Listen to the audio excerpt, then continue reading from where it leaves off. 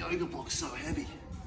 Today we want to go through some key movements for improving lower back pain. What I find is a lot of people with lower back pain, it's a lot of pelvic and hip stability, strength, and mobility and function, which are the key drivers to that lower back pain.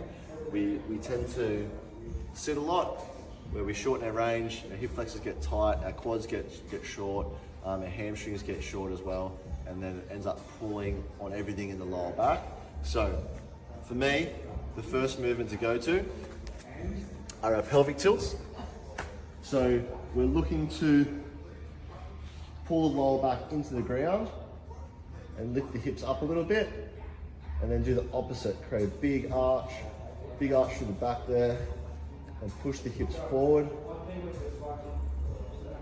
and just articulating between those, okay? If you've got really bad lower back pain, that's sort of like your first point of call. You shouldn't sort of be going past the 3 or 4 out of 10 in pain.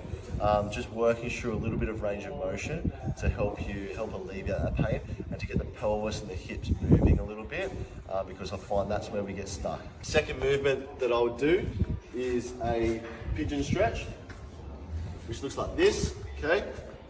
Ideally, we want the knee at 90 degrees, okay? And sitting into that stretch like that. If you need a little bit more support, you can add a yoga block, and adding that in there to get into a more comfortable position. Second movement, or third movement I should say, would be a couch stretch. So foot up on a bench, other foot out in front, pushing the hips through.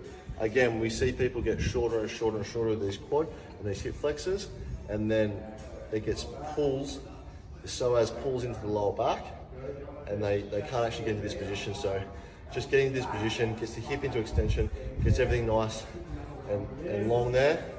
We can push that hip through, get a nice big stretch in the front.